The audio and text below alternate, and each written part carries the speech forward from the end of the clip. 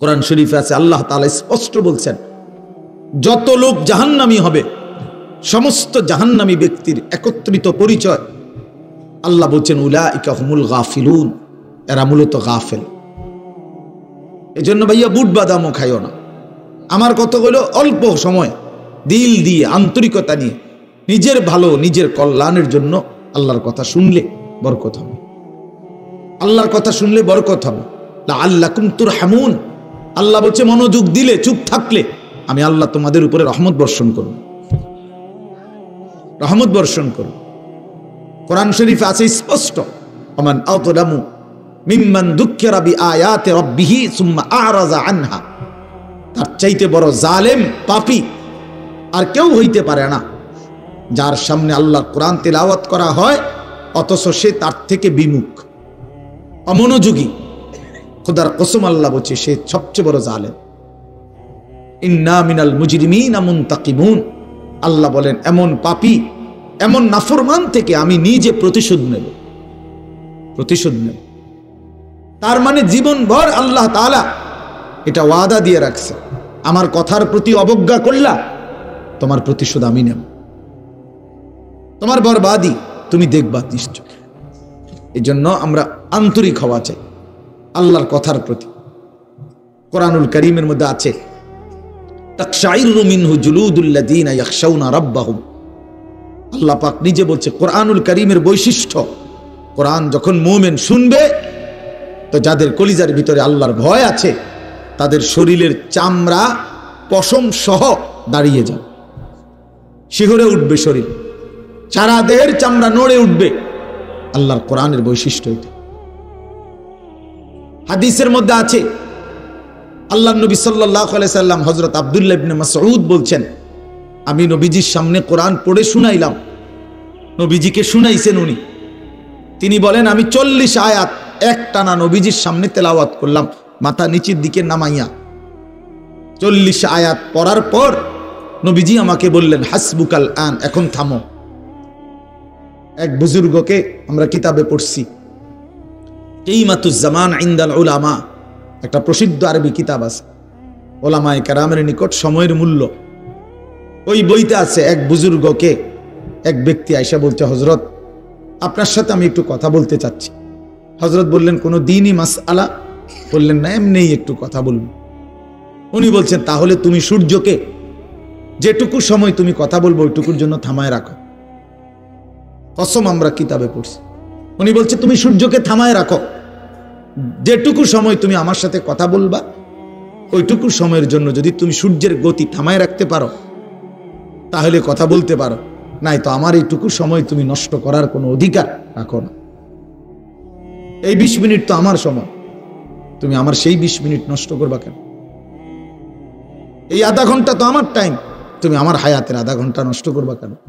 হ্যাঁ, প্রয়োজনীয় মাসআলা হলে বলতা, শুধু শুধু কথা, শুধু শুধু কি জামা এটা জাফানি টরে কত দিয়া লইছেন? 260 টাকা। মিয়া 220 টাকা দিয়া সিল্লাইয়া বেছে। হ্যাঁ, আমারে কইতেন মিয়া কয় গজ লাগবে মিয়া? হ্যাঁ, আমার পরিচিত কত দোকান আছে। হ্যাঁ, এই মানে এই বলতেছে এটার উপরে ব্যাডার এটা সিলাইয়া আজকে 3 মাস হয়ে গেছে, ওই জামাটা পরে হে এখন 220 টাকা দিয়ে কাপড় কিনে। তো এগুলা অপ্রয়োজনীয় কথা না, বেহুদা কথা, অনর্থক কথা। এই জন্য দোস্ত ভাইয়া, জিন্দিগি এত গাফিল হইতে নাই। সারাক্ষণই খামখেয়ালি, হাসি মজাক ঠাট্টা, এত মাতাল, এত পাগল, এত প্রতিবন্ধী। তুমি প্রতিবন্ধীর দিকে তাকায় দেখো, পাগলের দিকে মাতালের দিকে তাকায় দেখো, সে তো সারাক্ষণ অ্যাবনর্মাল। কিন্তু ইমানদার মুমিন সুস্থ মানুষ, তার জিন্দিগির হিসাব থাকে, পরিকল্পনা থাকে। আমি হাসবো কেন, কাঁদবো কেন, আমি হাঁটবো কেন, বসবো কেন, আমি ঘুমাবো কতক্ষণ, আমি জাগবো কতক্ষণ। আমার যদি জিন্দিগির কোনো হিসাব কিতাব না থাকে, এ তো অসুস্থ, এ তো পাগল মাতাল ভাইয়া। জিন্দিগি যার কোনো লক্ষ্য উদ্দেশ্য নাই, টার্গেট নাই, গন্তব্য নাই, কোত্থেকে আসলাম, কেন আসলাম, কে আমারে বানাইলেন, কেন বানাইলেন, আহা, এটা কি কোনো জিন্দিগি ভাইয়া? বলো ছেলেরা, রাতের বাজে 3টা তুমি ঘুমাও না, দিনের বাজে 10টা তুমি ওঠো না, এটা কি জিন্দেগি? রাত 3টা বাজে গেছে তুমি ঘুমাচ্ছ না কেন? সকাল 10টা বাজে গেছে তুমি উঠছো না কেন? তোমার ঘুমেরও কোনো সিস্টেম নাই, উঠারও কোনো সিস্টেম নাই। সারা রাত উলঙ্গ ছবি দেখে, নারী দেখে, জিনা ব্যভিচারের দৃশ্য দেখে নাফরমান ঘুমায় আছে। সকাল 10টা বাজে গেছে, উঠারও কোনো নাম নাই। আল্লাহর নবী সাল্লাল্লাহু আলাইহি ওয়াসাল্লাম বলছেন, খোদার কসম, নবীজি বলছেন যে ফজরের নামাজ পড়ে না সে খবিস। খবিস, এটা খবিস, খবিস আন নফস। ওই ব্যক্তি খবিস, কাসলান, অলস। নবীজি বলছেন যাকা রাজুলুন বালা শাইতানু ফি উযুনাইহি, যে ফজরের নামাজ পড়ে না শয়তান তার 2 কানে পেশাব করে দেয়। শয়তান পেশাব করে দেয়। নবী সাল্লাল্লাহু আলাইহি ওয়াসাল্লাম বলেন ফজরের নামাজ না পড়ে যেই নাফরমান ঘুম থেকে জাগে ঘরের বাইরে বের হয়, সে শয়তানের ইবলিসের পতাকা নিয়ে বের হয়। রায়াতুশ শাইতান, শয়তানের পতাকা নিয়ে বের হয়। এজন্য দোস্ত আমরা এটা বোঝা উচিত। আমার কথা, প্রথম কথা এটা প্রত্যেকেই বোঝা উচিত, আমি মুসলমান, আমার একজন আল্লাহ আছেন, আমার শ্রেষ্ঠ রাসূল আছেন, আমার একটা কিতাব কোরআন আছে, আমার একটা ধর্ম ইসলাম আছে। 4টি সর্বশ্রেষ্ঠ নিয়ামত আমার আছে। আল্লাহ আমার রব, মুহাম্মদ সাল্লাল্লাহু আলাইহি সাল্লাম আমার রাসূল, কোরআন আমার কিতাব, ইসলাম আমার ধর্ম। এই 4টি সর্বশ্রেষ্ঠ নিয়ামত থাকার পর আমি পথহারা হব কেন? তুমি চরিত্রহীন হবা কেন? তুমি দুশ্চরিত্র হবা কেন ভাইয়া? কিসের অভাবে নষ্ট হয়ে গেল? কিসের অভাবে? খোদার 365 দিনের 1 বছরে তোমরা যেই ছেলে কোনোদিন ফজরের নামাজ পড়লা না, প্রিয় ভাই ইনসাফের সাথে বলো এটা মুসলমান? মুসলমানের বাচ্চা তো নিকৃষ্ট হয়। তুমি কোনো মায়ের ঘরেও জন্ম নিছো, মুসলমানের ঘরে? 365 দিনে খোদার 1 বছর কোনোদিন মনে পড়লো না ফজরের নামাজের কথা? মুসলমান এত বড় গাদ্দার হয়? মুসলমানের বাচ্চা এত বড় নাফরমান হয়? আহা, আফসোসের বিষয়। ওই মা যে 2 বছর দুধ পান করাইলেন এই জন্যই, মা যে 9টা মাস পেটে ধারণ করলেন এই জন্যই। এক মা তার সন্তানকে বুকে ধরায়া দুধ পান করাইছে 2 বছর, এই আশায় যে 16 বছর বয়সে আমার ছেলেটা দিন রাত উলঙ্গ ছবি দেখবে, নারী আর ছবি আর মাতালের মতো জিন্দেগি কাটাবে। এই ছিল মার স্বপ্ন, এই ছিল মায়ের গর্ভে ধারণ, এর উদ্দেশ্য। ইনসাফ করো ভাইয়া, ইনসাফ করো দয়া করে। দোস্ত, তোমার ভালো তোমাকেই বুঝতে হবে, তোমার কল্যাণ বুঝার তোমাকেই বুঝতে হবে। এই পৃথিবী স্বার্থপর, স্বার্থপর এই দুনিয়া। কেউ কাউরে মনে রাখে না, কেউ কাউরে মনে রাখে না, কেউ কাউরে মনে রাখে না। এই দুনিয়া, আমার যেদিন মৃত্যু হবে সেদিনও পৃথিবীতে আলো উঠবে, সূর্য উঠবে। এই রং তামাশার, এই দুনিয়ার ব্যস্ততার, এই ফুর্তি চলতেই থাকবে, কিন্তু আমি কবরে চলে যাইতাম। এই জন্য আমাদের প্রত্যেকেই এটা ইনসাফের সাথে ভাবা উচিত। অনিবার্য এক বাস্তবতা, প্রিয় ভাই, চিরন্তন এক সত্য যে আমাকে মরতে হবে। পৃথিবীর কোনো যুক্তি, কোনো বিশ্লেষণ, কোনো শক্তি, কোনো ক্ষমতা, কোনো বাহাদুরি দিয়েই যেহেতু মৃত্যুকে আমি আড়াল করতে পারবো না, কবরকে আমি ঠেকাইতে পারবো না, অতএব যেই পরিস্থিতির মুখোমুখি আমাকে হতেই হবে, বুদ্ধিমান বিবেকবান উচিত সেজন্য নিজে প্রস্তুতি নাও। যেহেতু কবরে যেতেই হবে আমাকে, কোনো যুক্তি নাই বলে আমি বুঝি নাই, না, না বুঝলেও মরে যাবে, খেয়াল না করলেও মরে যাবে, হাসলেও মরণ, কাঁদলেও মরণ। সুখের অট্টালিকাতেও মৃত্যু হয়, জীর্ণ কুঠির কুড়ে ঘরেও মৃত্যু হয়। জীবনে যে কোনোদিন সুখ দেখে নাই সেও মরে যাবে, জীবনে যে কোনোদিন দুঃখ দেখে নাই সেও মরে যাবে। তাহলে ভাইয়া বাপ, যে মৃত্যু আমাকে বরণ করতেই হবে, যেই কবরে আমাকে যেতেই হবে, কোনো ফাঁক ফুক নাই, কোনো সাইড নাই, তাহলে তার জন্য প্রস্তুতি নেওয়া, তার জন্য বাবা যে সেখানে আমার কি হবে, সেখানে আমাকে কি করতে হবে। খোদার কসম, এতটুকু বিবেক বুদ্ধি খাটানো এটা একটা সুস্থ মানুষের দাবি, সুস্থতার দাবি, এটা ইনসাফের দাবি, বিবেকের দাবি। এতটুকু বিবেক যদি কাজ না করে, ধরে নিতে হবে তার আকলই নাই, দেমাগই নাই, দেমাগই নাই। এই জন্য কুরআনুল কারীম আল্লাহ তাআলা বলেছে, নাফরমানের দিল আছে কিন্তু কিছুই বোঝে না, নাফরমানের কান আছে শোনে না, চোখ আছে দেখে না। এই জন্য আল্লাহ তাআলা বলছেন, উলাইকা কাল আনআম, নাফরমান এক ধরনের জানোয়ার। প্রত্যেক পাপী হলো এক ধরনের জানোয়ার, নাফরমান জানোয়ার বেটা। আনআম চতুষ্পদ জন্তু। কারণ যার বিবেক কোনো কাজ করে না, বানানেওয়ালাকে চিনে না, সে চিনল কি? সৃষ্টিকর্তাকেই যে বোঝে না, খোদার কসম সে কিছুই বোঝে না, কিছুই বোঝে না। যার আল্লাহ নাই তার কিছুই নাই। আল্লাহকে হারিয়ে সব পেলেও কিছু পায় হয় না, আল্লাহকে পেয়ে সব হারালেও কিছুই হারায় না। জুতু মেরা তু সব মেরা। আমি এই জন্য অনুরোধ করছি, আলহামদুলিল্লাহ যথেষ্ট বয়ান হয়েছে। আমরা রাত গভীরে ইনসাফের সাথে এই যে কয়জন আমরা বসছি, প্রত্যেকের কাছে আমার কথা এটা আমরা ভাবা উচিত। ইস্তাফতি কালবাক, নবী সাল্লাল্লাহু আলাইহি ওয়াসাল্লাম বলছেন, তোমার দিলকে প্রশ্ন করো, তোমার বিবেককে জিজ্ঞেস করো। এমনটাই হওয়া উচিত মুসলমান। তোমার বিবেক কি বলে? একটা ছেলে বেনামাজি, তুমি আইসা দাঁড়াইয়া বলো, ভাইয়া একটা মিনিট তুমি মাইক ধরে বলো, মুসলমান এমনই হওয়া উচিত। তুমি দোস্ত তোমার ধর্মের ব্যাপারে একটা লাইন বলো, তুমি বলো তোমার ধর্মের ব্যাপারে তুমি এক লাইন বলো। তোমার রাসূলকে এভাবে প্রত্যাখ্যান করা উচিত।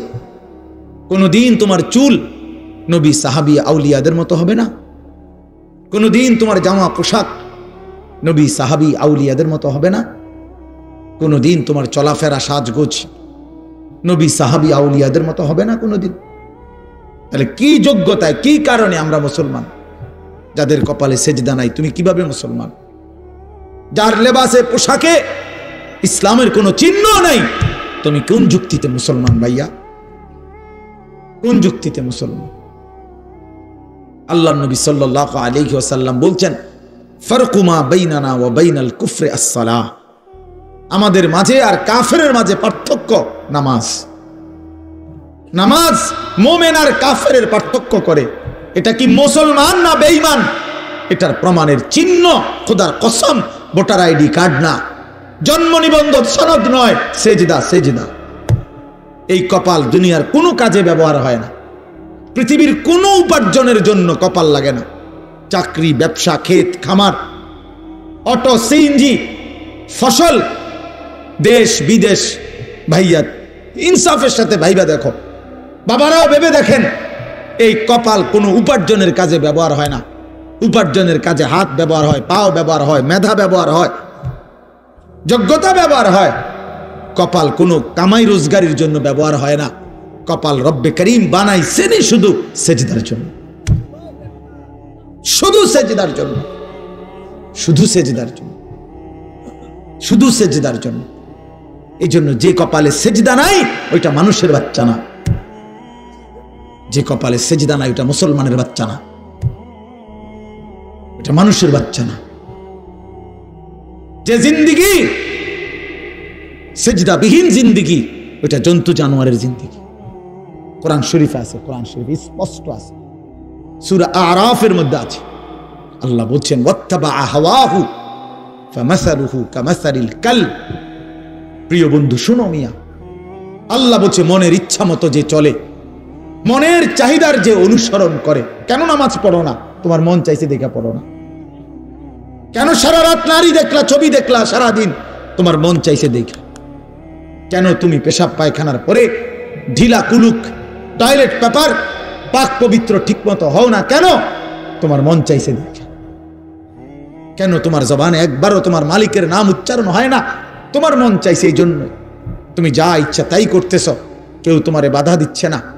আল্লাহর কসম, আল্লাহ কোরআনে বলছে, এই যে মনের ইচ্ছা মতো যে চলে, ওয়াত্তাবা হাওয়াহু, যে তার মনের চাহিদার অনুসরণ করে, ফামাসালুহু কামাসালিল কাল, আল্লাহ বলে তার উদাহরণ হলো, তার দৃষ্টান্ত হলো কুত্তার মতো, কুত্তার মতো, কুত্তার মতো, কুত্তার মতো, কুত্তার মতো। এটা ওই জিন্দেগি কুত্তার জিন্দেগি, ওই জিন্দেগি কুত্তার জিন্দেগি, যে জিন্দেগিতে তার মালিকের গোলামি নাই। জন্য মনে রাখো, যাদের কপালে ছেলেরা সিজদা নাই, তোর জিন্দেগি কুত্তার জিন্দেগি, মনে রাখিস। আমার নাম মনে রাখিস, আমি বলছি, আমার নাম আনিসুর রহমান, আমার নাম মনে রাখো। ওই জীবন কুত্তার জীবন, যে জীবনে সিজদা নাই। ওই জিন্দেগি জানোয়ারের জীবন, যে জীবনে মালিকের গোলামি নাই, আল্লাহর নাফরমানি চেয়েছি। কেন সিজদা দিবা না? তুমি মানুষ না? তুমি জানোয়ার? তুমি কুকুর? তুমি বিড়াল? তুমি শূকর? তুমি সিজদা দিবা না কেন? তুমি এক পবিত্র মায়ের ঘরে জন্ম নিছ, তুমি এক ইমানদারের সন্তান, তুমি কেন সিজদা দিবা না? বলুন বাপ, আপনারা যারা বাবা আছেন, আপনাদের কাছে আপনারা বুঝাপড়া করেন। মুসলমান যদি হয়ে থাকেন, বুঝাপড়া করেন নিজের ছেলের ব্যাপারে। আরে ছেলের বিদেশ পরে বেটা, ছেলের দুনিয়া পরে, ছেলের ঘর বাড়ি বিল্ডিং সোফা ফার্নিচার পরে মিয়া, আগে ছেলের সাথে বোঝাপড়া করেন। তুই যদি মুসলমানের বাচ্চা হয়ে থাকস, কেন ফজরের নামাজ পড়বি না? আমি যদি তোর বাপ হয়ে থাকি, তুই যদি আমার সন্তান হও, তাহলে ইমানদারের সন্তান কেমনে বেনামাজি হয়? ইমানদারের মেয়ে কেমনে বেপর্দা হয়? ইমানদারের স্ত্রী কেমনে বেপর্দা হয়? ইমানদারের সন্তান কেন 24 ঘন্টা আল্লাহর নাফরমানি করবে? আপনি তারে আল্লাহ চিনাইতে পারলেন না, জীবনে কি চিনাইলেন? আপনি তাকে বানানে ওয়ালা চিনাইতে পারলেন না। আহা বন্ধু, করলেনটা কি? আহারে বাপ, কি করলেন আপনি? কার জন্য সোফা বানাইলেন? কার জন্য খাট বানাইলেন? আপনার বানানো খাটে আপনার অসভ্য সন্তান সারা রাত উলঙ্গ ছবি দেখে। আপনার বানানো সোফাতে বসে আপনার স্ত্রী ছেলে মেয়ে রঙিন সিনেমায় নর্তকীর নাচ দেখে টেলিভিশনে বসে বসে। সফলতা এটা? এটা সফলতা? এটা কামিয়াবি আপনার? এটা কামিয়াবি? তো কি বুঝাইতে চাইলেন? এর দুর্বিবেক নাই বাবার?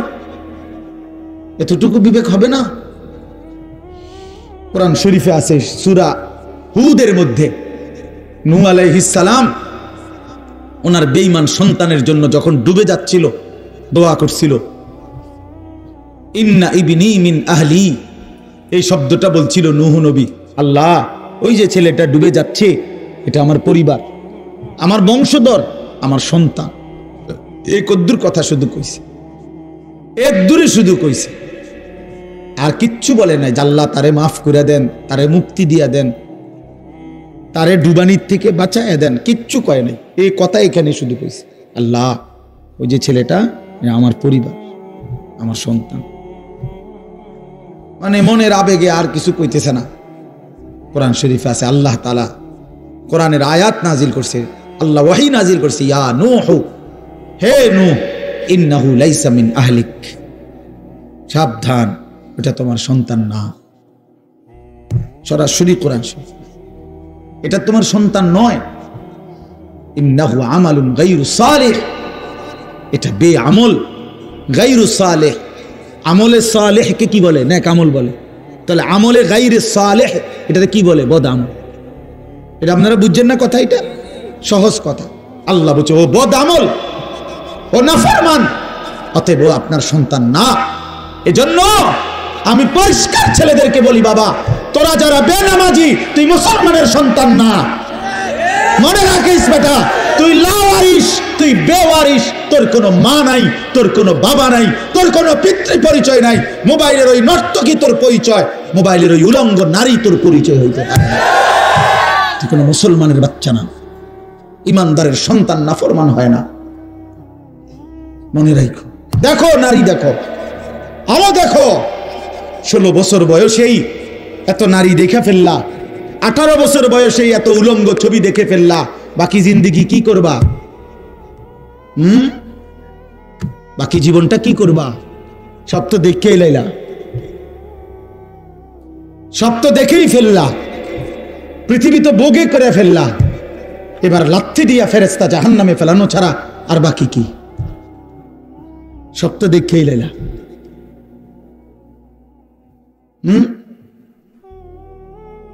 হালাল স্ত্রীর ভালোবাসা তো আর মিলবে না, পবিত্র স্ত্রী তো আর মিলবে না। আল্লাহ কোরআনে ওয়াদা দিছে, যেই পুরুষ খবিস অসৎ চরিত্রের, আল্লাহর ওয়াদা তার স্ত্রীও মিলবে খবিস। কি আয়াত? আল খাবিসাতু লিল খাবিসিন ওয়াল খাবিসুনা লিল খাবিসাত। সরাসরি কোরআন শরীফের আয়াত। বন্ধু মনে রাখো, আমি ডেইলি বলি, রাস্তার বেডি আর মোবাইলের বেডি আর বাস্তবতার বিবি এক কথা না। রাস্তার নারী 2 নম্বর হইলে তোমার সমস্যা নাই, মোবাইলের নর্তকী 3 নম্বর হইলেও তোমার সমস্যা নাই। কিন্তু তোমার বউ যদি 2 নম্বর হয়, চরিত্রহীন হয়, তুমি বুঝবা দুনিয়া কারে বলে। তোমার হায়াতই তখন হয়ে যাবে জাহান্নামের টুকরা।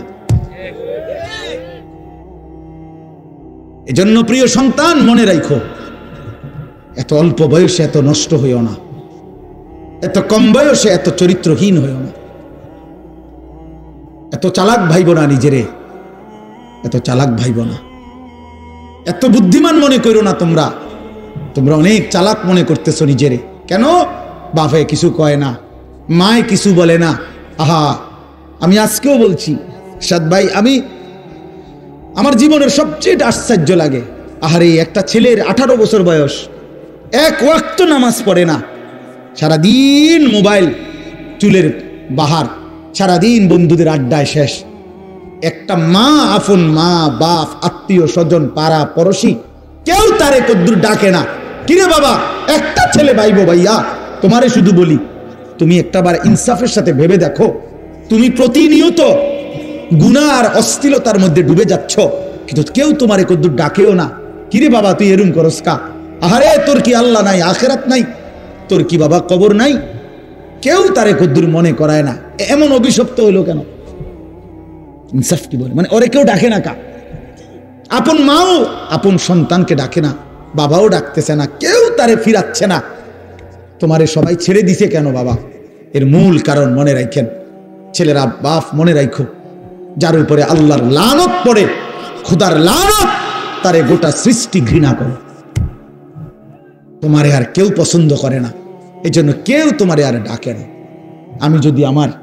যদি আমার ছোট ভাই হয়, আমি যদি তার অন্যায়ের কারণে ডাইকে আনে থাপ্পড় দেই, মারি, শাসন করি, এটা তার জন্য কল্যাণ, কারণ আমি তারে ফিরাই আনলাম।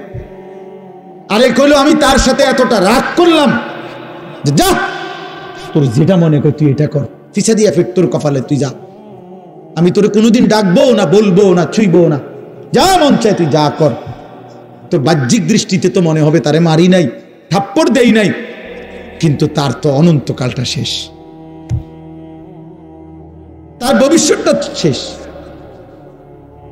তার লাইফটা তো শেষ। তার চাইতে ভালো ছিল তারে মারা, কিল, কনি, ঘুষি দিয়া হইল ফিরাইয়া আনা, এটা উত্তম ছিল না? এই জন্য তোমারে ফিরাবে না কেন? তোমরা যারা সারা দিন রাত এক ওয়াক্ত নামাজ পড়ো না, কোনোভাবেই আল্লাহ আখিরাত পরকালের কিছুই বুঝো না, এমন অভিশপ্ত, মাত্র 18 বছর বয়সে খোদার গজব পড়লো তোমার উপরে, আল্লাহর লানত পড়লো কেন? 18 বছর বয়সে এত বড় নাফরমান হয়ে গেল কেন? 20 বছর বয়স না হইতেই বাবা তুমি এত বড় আল্লাহর অভিশপ্ত বান্দা হয়ে গেল কেন, যে কেউ তোমার আর পছন্দ করে না, কেউ ডাকে না? আমি একটু আগেও বলছি বয়ানে, আমার মার বয়স 75 বছর, আমার আম্মার বয়স, আমার বয়স 44 বছর। আমি আজকে 21 বছর ওয়াজ মাহফিলের এই জিন্দিগি আমার, আলহামদুলিল্লাহ। আমার 4টা সন্তান আছে বাবা, আমার 4টা ছেলে মেয়ে আছে। আমার এই 44 বছর বয়সেও আমার আম্মা 75 বয়স্ক মহিলা, এখনো আমার মা আমার কথা হইলেই বলে, হুত নামাজ শুনি, খোদার কসম মা আমারে এখনো জিগায়, ফুত নামাজ শুনি, নামাজ পড়ছি। আমার সন্তানদেরকে দেখলো জিগায়, নাতি নামাজ শুনি। আমার মা আমারে আজও বলে, ফুত কত হানে ওয়াজে যাও, মানুষের লোকে চাইও টাকা পয়সা লইয়া, কি করো না, কষ্ট দিও না, ঝামেলা করো না। কতবার যে কইছে মা আমার এই কথাইটা, শত শতবার কইছে মা আমারে, আমার এই জীবনে। কিরে ভাইয়া, 75 বছর বয়স্ক মা তো আমার 44 বছর বয়সী সন্তানকে আজও ডাকে যে ফুত নামাজ পড়ছনি, তোমার বয়স মাত্র 18 বছর, তোমারে কেন কেউ ডাকে না? তোমার জীবনে এত বড় অভিশপ্ত হলো কেন? নুওয়াল্লিহি মা তাওয়াল্লা ওয়া নুসলিহি জাহান্নাম ওয়া সাআত মাসীরা। আল্লাহ বলে, আমার যে বান্দা আমার রাসূলের বিরুদ্ধাচরণ করবে এবং আমার ইমানদার মুমিনদের পথ থেকে উল্টো পথে চলবে, আল্লাহর কসম আল্লাহ বলে নুওয়াল্লিহি মা তাওয়াল্লা, আমি তাকে সেই উল্টো পথেই চালাবো, ওয়া নুসলিহি জাহান্নাম, একদিন তাকে জাহান্নামেই ফেলে দেব, একদিন তাকে জাহান্নামেই ফেলে দেব। ওয়ালা তাকুনু কাল্লাযীনা নাসুল্লাহ ফাআনসাহুম আনফুসাহুম। রব্বুল আলামিন বলেন, ইমানদার, আমি আল্লাহকে এতটা ভুলে যেও না। বেশি দিন ভুলে গেলে আমি একদিন তোমাকে নিজের পরিচয় ভুলিয়ে দেব, আত্মপরিচয় ভুলে যাবা বান্দা। আর কোনোদিন মনে পড়বে না তুমি মুসলমান, আর কোনোদিন মনে পড়বে না তোমার কবর আছে, হাসর আছে, আখিরাত আছে। আর কোনোদিন পরকাল ভুলায় দেব। ব্যস্ততম এই দুনিয়ায় কারাকারি কামরা কামড়ি করতে করতে, দুনিয়া কারাকারি করতে করতে, দুনিয়ার নেশায় পড়ে থাকতে থাকতে একদিন কবরে পৌঁছায় দেব, আখিরাত ভুলায় দেব। আল্লাহাকুমুত তাকাসুর হাত্তা যুরতুমুল মাকাবির। আল্লাহ বলে, বান্দা, দুনিয়া বাড়ানোর নেশায় আখিরাত ভুলে গেলা, কিন্তু মনে রেখো এরই মাঝে একদিন কবরস্থানে পৌঁছে যাবা, ঠিকই একদিন কবরস্থানে চলে আসবা। কাল্লা সাউফা তা'লামুন, সেদিন কবরে আসলেই আমি আল্লাহ তোমাকে বুঝিয়ে দেব আমার প্রতিটা নাফরমানির শাস্তি। এজন্য প্রিয় বন্ধু, আমার মূল বক্তব্য এবার ইনসাফের সাথে বুঝেন। সবাই আলহামদুলিল্লাহ মনোযোগী হয়েছেন, আমরা কম হই কিন্তু মনোযোগী হইছি। এই যে আন্তরিকতা নিয়ে এখন শুনতেছেন, এবার একবার এতক্ষণের ধমকা ধমকি, মূল মাকসাদ দোস্ত, খোদার কসম আমি কোনো কারোর সাথে ঝগড়া করে বসছি না। ঝগড়া করে বসছি ভাইয়া এমন তো না যে কারোর সাথে আমার কাজ ঝগড়া হয়েছে। এই এতগুলো ধমকের মাকসাদ তো ফিরাইতে চাই, তোমার বিবেক জাগাইতে চাই, ইমানদারের বিবেক জাগাইতে চাই। এই জন্য এতগুলো শক্ত কথা বললাম। অর্থ হইল দিলটা জাগুক, ইনসাফ আসুক, বিবেক আসুক, জাগুক। তো যদি আমরা বুঝি আমরা মুসলমান, আমরা মুমিন, তাইলে বাপ আমাদের জিন্দেগি আখিরাত, আমাদের জীবন দুনিয়া না। দুনিয়া আমাদেরকে অল্প সময়ের জন্য দেওয়া হয়েছে, মূলতই আমাদের যাবতীয় হাসি কান্না আনন্দ বেদনা, আমাদের জিন্দেগির যাবতীয় প্রস্তুতি খোদার কসম আখিরাতের জন্য, আখিরাতের জন্য। আমাদের সত্যিকার অর্থে আমরা একটা মিনিট, আমার শায়েখ আরিফ বিল্লাহ হাকিমুন নফস আল্লামা মুফতি মুশতাকুন নবী কাসিমি হুজুর আমার মাদ্রাসায় কয়দিন আগে বয়ান করছিলেন। 8ই ফেব্রুয়ারি আমি আমার মাদ্রাসায় কিশোর যুবক ছেলেদের জন্য আলাদা ইসলাহি মজলিসের আয়োজন করছিলাম বয়ানের। 16 বছর থেকে 30 বছর বয়সী, শুধু এই বয়সী ছেলেদের জন্য প্রায় 600 ছেলে উপস্থিত হয়েছিল। তখন হযরত বলছিলেন ওইখানে বয়ানে যে ভাইয়া, আমাদের জিন্দেগি দুইটা, আমাদেরকে আমাদের আল্লাহ দুনিয়া ছাড়তে বলে নাই, আখিরাত ভুলতে বলে নাই, দুনিয়া বাদ দিতে বলে নাই। আল্লাহ ওয়ালা তানসা নাসিবাকা মিনাদ দুনিয়া, আল্লাহ বলছে বান্দা দুনিয়া ভুলে যেও না। আমি বাজার ব্যবসা হাট ঘাট চাকরি ক্ষেত খামার স্ত্রী সন্তান ঘর পরিবার ঘুম আহার নিদ্রা আমি কোনোটাই বাদ দিতে বলি নাই বান্দা, ছাড়তে বলি নাই। আমি আল্লাহ তোমাদের জিন্দেগি বানাইছি দুইটা, একটা হলো দুনিয়া আর একটা হলো আখিরাত। দুনিয়া তুমি কর্ম করবা আর আখিরাতের জন্য আমল করবা। দুনিয়া কর্ম, আখিরাত তোমার ধর্ম। দুনিয়ার জন্য করবা কর্ম, আখিরাতের জন্য করবা ধর্ম। তো ধর্ম এবং কর্ম, কর্ম এবং ধর্ম মিলবে, তোমার গন্তব্য জান্নাতে হবে। তাইলে এখন হুজুর একটা আশ্চর্য সুন্দর কথা কইছে যে আল্লাহ বলছে বান্দা দুনিয়া তোমার কর্ম, আখিরাতের জন্য তোমার ধর্ম। কিন্তু আখিরাত লম্বা সময়, দুনিয়া স্বল্প সময়। নবীজি সাল্লাল্লাহু আলাইহি সাল্লাম বলছেন একটা সাগরের মধ্যে যদি কেউ নিজের আঙ্গুল চুবায় ভিজায়, তো আঙ্গুলের অগ্রভাগে যেটুকু পানি এটুকুই হলো দুনিয়া, আর সাগরের বাকিটা পানি আখিরাত। তাইলে আখিরাত লম্বা না দুনিয়া লম্বা বলেন? কিন্তু মজার বিষয় হলো লম্বা হলো আখিরাত, স্বল্প হলো দুনিয়া। কিন্তু আল্লাহ তাআলা আমার হায়াত, আমার সময় স্বল্প দুনিয়ার জন্যই দিয়েছেন বেশি, আর অনন্তকালের আখিরাতের জন্য আমল চাইছেন অল্প অল্প। সকাল 6টা বাজে 4 রাকাত ফজরের নামাজ, তাহলে 10 মিনিটের বিষয়। আবার দুপুর 1:30টা বাজে 10 রাকাত জোহরের নামাজ, 20 মিনিটের সময়। তাইলে ধরে নিলাম সকাল 6টার পরে 7টা, 8টা, 9টা, 10টা, 11টা, 12টা, 1টা, প্রায় 7.5 ঘন্টা পরে আবার 20 মিনিট। তাহলে সকালের 10 মিনিট আর দুপুরের 20 মিনিট, এই হলো 30 মিনিট মনে করেন আখিরাতের জন্য, আর 7.5 ঘন্টা আমার দুনিয়ার কর্মের জন্য। তাহলে স্বল্প সময়ের দুনিয়ার জন্য আমারে সুযোগ দিলেন বেশি, অনন্তকালের আখিরাতের জন্য আমলের জন্য চাইলেন আমার কাছে অল্প সময়, এটাও আল্লাহর জন্য আমরা দেব না? এটা ইনসাফ হইল? এটা বিবেকের দাবি হইল ভাইয়া? অতএব আমি অনুরোধ করছি, মেহেরবানি করে আমরা ভাবতে শিখি। তাইলে শেষ, আমার কথা শেষ, আর অল্প একটু কথা। তাইলে আমি বলতে চাচ্ছি, আমরা যদি বুদ্ধিমান হইতাম তাইলে দুনিয়া আমাদের সুন্দরী চলে, আখিরাত সাথে নিলে দুনিয়া লস হয় না। আখিরাত সাথে নিলে 5 ওয়াক্ত নামাজ যদি কেউ মজবুত সিদ্ধান্ত নেয়, এটা কঠিন কিছু না। হালাল উপার্জনের কেউ সিদ্ধান্ত নিলে এটা কঠিন কিছু না।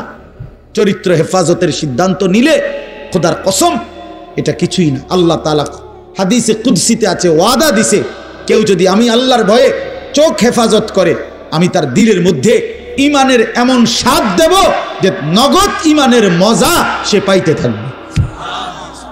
খোদার কসম, এটা হাদিস। মান তারাকাহা মাখাফাতি আবদালতুহু ঈমানান ইয়াজিদু হালাওয়াতাহু ফি কলবি।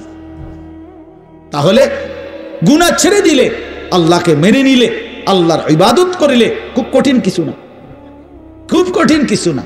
এই জন্য প্রিয় ভাই আমার, বাপ আমার, এই শেষ বেলায় আমি এই অনুরোধটাই করতে চাই, আমরা যদি বুঝি আখিরাত আমাদের জিন্দেগি, পরকালের জন্যই আমাদের প্রস্তুতি, তাইলে আমাদের প্রস্তুতির আখিরাত সাজাইবার সবচেয়ে সুন্দর সিজন, শ্রেষ্ঠতম মাস মাহে রমজান। মাহে রমজান আমাদের সামনে একদম মুখোমুখি, শাহরু রমাদান, রমজান মাস। এই রমজান মাসটাকে কদর করার কথা আমি বলতে চাই, এটাই আমার শেষ আহ্বান। কেউ যদি বুঝি আমরা আমার আখিরাতি মূল, আমার দুনিয়া সামান্য, তাহলে আমাদের উচিত মাহে রমজানের প্রস্তুতি নেওয়া, মাহে রমজানের প্রস্তুতি নেওয়া। মাহে রমজান আল্লাহ নিজের, এই যে প্যান্ডেল আপনারা সাজাইছেন সুন্দর করে মাহফিলের জন্য, খোদার কসম আল্লাহ তাআলা বলে, বান্দা রমজান আমি নিজ হাতে সাজিয়েছি আমার বান্দাকে জান্নাত দেওয়ার জন্য, জাহান্নাম থেকে বাঁচাবার জন্য। যদি বলি আল্লাহ কেমনে সাজাইলেন, আল্লাহ তাআলা বলেন, শুনো আমার সাজানোটা তোমরা শুনো। 1, আমি আল্লাহ জান্নাতের সব দুয়ার খুলে দিয়েছি। 2, জাহান্নামের দরজাগুলো বন্ধ করে দিয়েছি। 3, সমস্ত শয়তান এবং দুষ্ট জিন শেকলে বন্দী করে দিয়েছি। এবার আসো রমজানের ভিতরে, আমি আল্লাহ তাআলা রমজানের প্রথম দশক রহমত দ্বারা সাজিয়েছি, মাঝের দশক মাগফিরাত দ্বারা সাজিয়েছি, শেষ দশক নাজাত দ্বারা সাজিয়েছি। এবার আসো ইবাদত, সারা বছরের ইবাদতের সাথে আমি আরো নতুন নতুন কতগুলো ইবাদত রমজানে যোগ করেছি। কি? 1 মাসের পূর্ণ রোজা, 1 মাসের পূর্ণ 20 রাকাত তারাবি, 1 মাসের জন্য ইফতার, 1 মাসের জন্য সাহারি। এই 4টা ইবাদত, ইফতারও ইবাদত, সাহারিও ইবাদত। সাহারি বুঝুন তো না, রাত্রির খাবার। এরপরে রোজাটাও ইবাদত, এরপরে 20 রাকাত তারাবিও ইবাদত। আল্লাহ বলেন এরপরে শেষ দশক, শেষের 10 দিন এতেকাফ, মসজিদের এতেকাফ আমি এর দ্বারা সাজিয়েছি। শেষ দশকের বেজর রাত্রিগুলো আমি আল্লাহ তাআলা সবে কদরের দ্বারা সাজিয়েছি। সুবহানাল্লাহ। এরপরে আল্লাহ বলেন নেকির হিসাব হইল একটা নফল একটা ফরজের সমান, একটা ফরজ 70টা ফরজের সমান।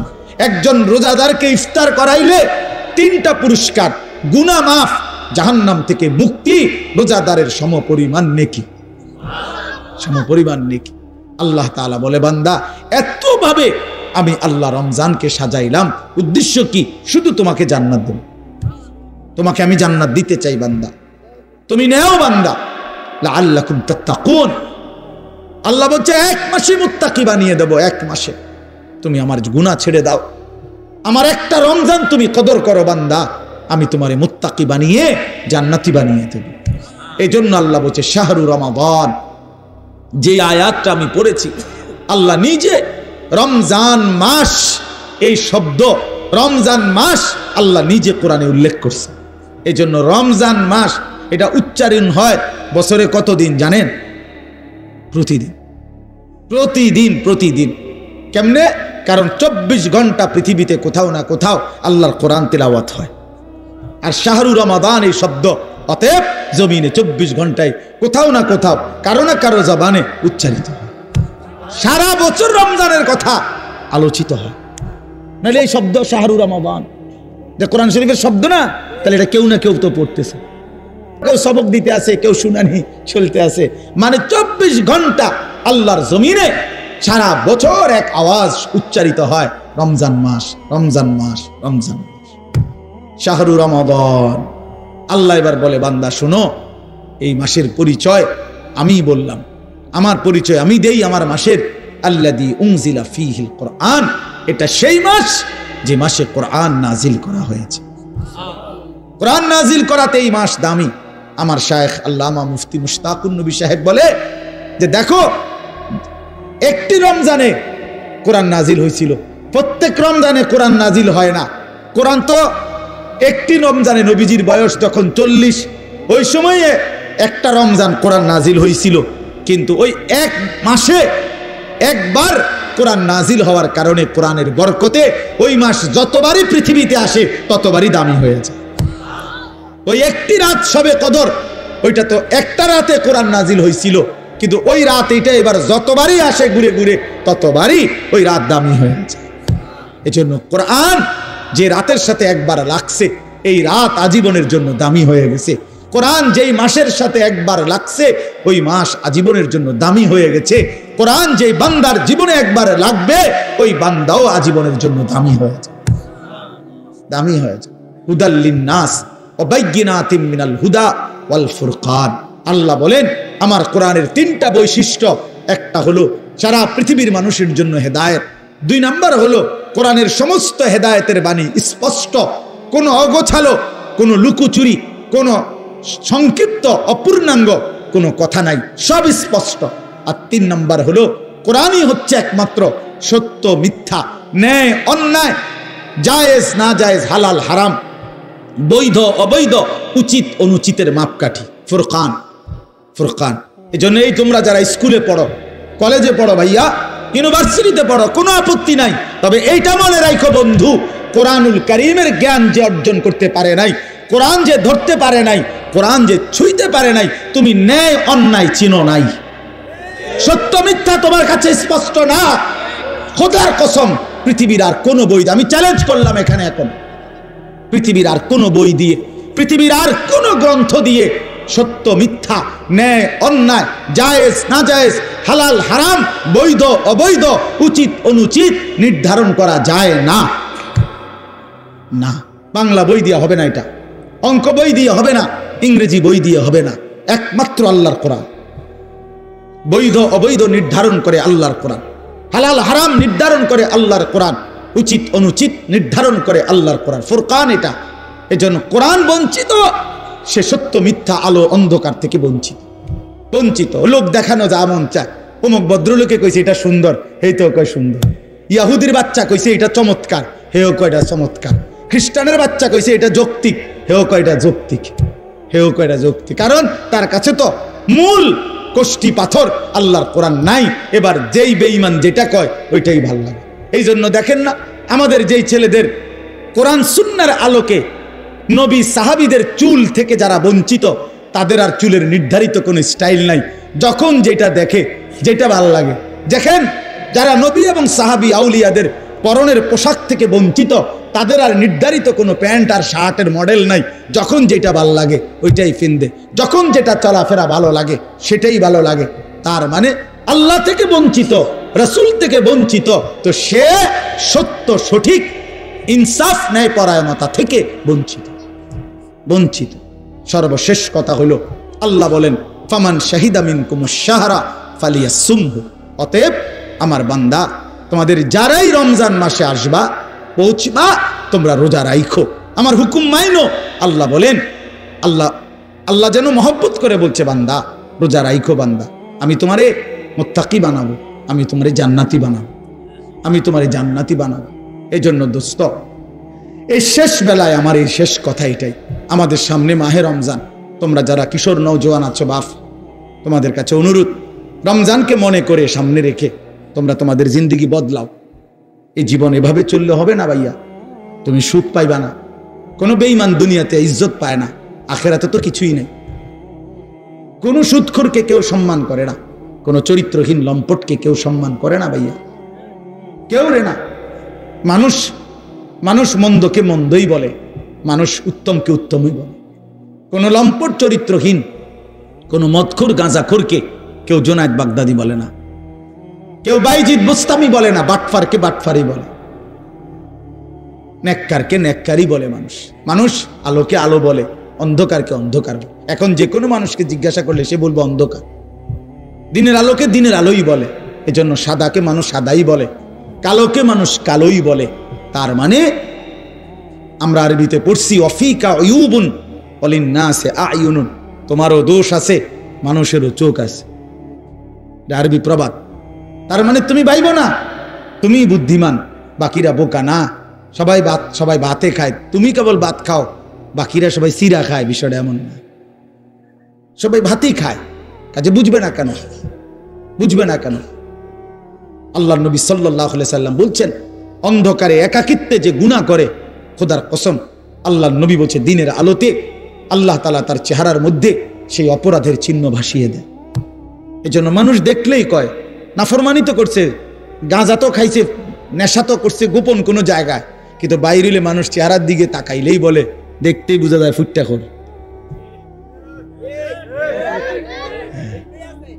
ফুট্টাখোর, বাবাখোর, ডাইলখোর। হ্যাঁ, বুঝেন নাই? চেহারা দেখলেই বোঝা যায়।